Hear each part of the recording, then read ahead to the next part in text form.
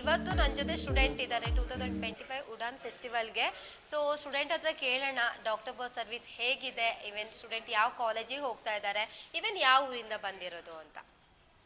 Hello everyone, ನನ್ನ ಹೆಸರು Sanjana M ಅಂತ. ನಾನು ಮೈಸೂರಿಂದ ಬಂದಿದ್ದೀನಿ. ನಾನು ನಾರ್ತ್ ವೆಸ್ಟರ್ನ್ ಕಾಲೇಜ್ಗೆ ಹೋಗ್ತಾ ಇದ್ದೀನಿ, ರಷ್ಯಾದಲ್ಲಿ.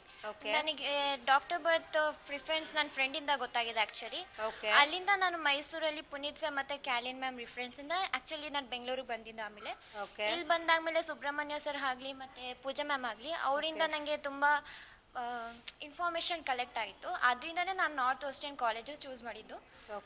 ಡಾಕ್ಟರ್ ಬರ್ತ್ ತುಂಬ ನನಗೆ ಹೆಲ್ಪ್ ಆಯಿತು ಆ್ಯಕ್ಚುಲಿ.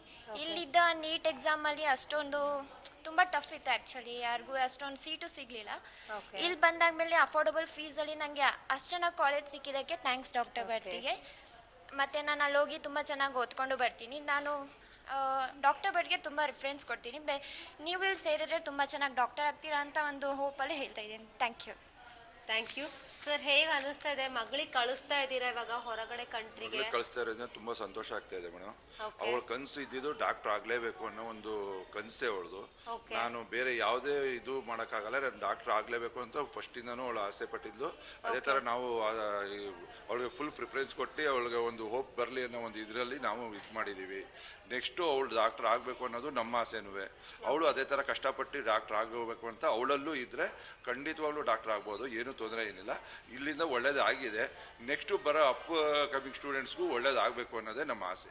ಒಟ್ಟಿನಲ್ಲಿ ಎಲ್ಲೇ ಹೋದ್ರು ಅವರವರ ಒಂದು ಫ್ಯೂಚರ್ಸ್ ನೋಡ್ಕೋಬೇಕಾದ್ರೆ, ಅವ್ರ ಸೇಫ್ಟಿ ನೋಡ್ಕೋಬೇಕಾದ್ರೆ ಯಾರ್ದು ತೊಂದರೆ ಇಲ್ದಂಗೆ ಅವ್ರವ್ರು ಇದ್ರೆ ಸರಿಯಾಗುತ್ತೆ. ಅವ್ರ ಇದು ರೂಮ್ಮೇಟ್ ಆಗಲಿ, ಅವ್ರ ಕ್ಲಾಸ್ಮೇಟ್ಸ್ ಆಗಲಿ ಡಿಸ್ಟರ್ಬೆನ್ಸ್ ಇಲ್ಲದೆ ಹೋದರೆ ಅವ್ರು ಖಂಡಿತವಾಗ್ಲೂ ಡಾಕ್ಟರ್ ಆಗ್ಬೋದು ಅನ್ನೋ ಒಂದು ನಂಬಿಕೆ ಇದೆ. ಸರ್ ಏನು ಗೊತ್ತಾ, ಇವಾಗ ನೀವೇನು ಅನ್ಕೊಂತಾ ಇದ್ದೀರಲ್ಲ ಡೆಫಿನೆಟ್ಲಿ ಆಗತ್ತೆ. ಅಂದರೆ ಇವಾಗ ಹಾಸ್ಟೆಲ್ ಆಗಲಿ, ಕ್ಲಾಸ್ ರೂಮ್ ಆಗಲಿ, ಈವನ್ ಹಾಸ್ಟೆಲಲ್ಲಿ ಕೂಡ ಸ್ಟೂಡೆಂಟ್ಸಿಗೆ ಇವಾಗ ಒಳ್ಳೊಳ್ಳೆ ಸ್ಟೂಡೆಂಟ್ಸ್ ಅಂದರೆ ಎಲ್ಲ ಮಕ್ಕಳು ಕೂಡ ಒಳ್ಳೆಯವರೇ. ಸೊ ಅಂದ್ರೆ ಇವಾಗ ಸೈಲೆಂಟ್ ಆಗಿರೋ ಸ್ಟೂಡೆಂಟ್ಸ್ ಜೊತೆಗೆ ಸೈಲೆಂಟ್ ಸ್ಟೂಡೆಂಟ್ ಜೊತೆನೇ ಬಿಡ್ತೀವಿ, ಓಕೆನಾ? ಅಂದರೆ ಅಂದರೆ ಮೋರ್ ದೆನ್ 1 ಮಂತ್ ನಾವು ಸ್ಟೂಡೆಂಟ್ ಜೊತೆಗೆ ಅಲ್ಲಿದ್ದು ಎಲ್ಲ ವ್ಯವಸ್ಥೆ ಮಾಡಿಕೊಟ್ಟು ಆಫ್ಟರ್ ದೆನ್ ಇಂಡಿಯಾಗೆ ಬರೋದಿರತ್ತೆ. ಅದಲ್ಲದೆ ಆಫ್ಟರ್ MBBS ಕಂಪ್ಲೀಟ್ ಆಗಿ ಇಂಡಿಯಾದಲ್ಲಿ ಜಾಬ್ ಪ್ಲೇಸ್ಮೆಂಟ್ ಆಗೋ ತನಕ, ಅಂದರೆ ಕಂಪ್ಲೀಟ್ 6 ಇಯರ್ ಆಗೋ ತನಕ ಡಾಕ್ಟರ್ ಬರ್ತ್ ಸರ್ವಿಸ್ ಹೀಗೆ ಇರುತ್ತೆ. ಖಂಡಿತವಾಗ್ಲೂ ಇರುತ್ತೆ ಮೇಡಮ್. ಇವ್ರ ಸೇಫ್ಟಿನೂ ಇವರು ನೋಡ್ಕೋಬೇಕಾಗುತ್ತೆ.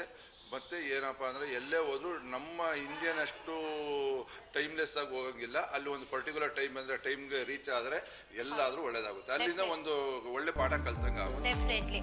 ಸೊ ನೀವೇನು ಅನ್ಕೊಂಡಿದ್ದೀರೋ ಅದು ಫುಲ್ಫಿಲ್ ಆಗೇ ಆಗುತ್ತೆ. Don't worry about that. Thank you sir. Thank you so much.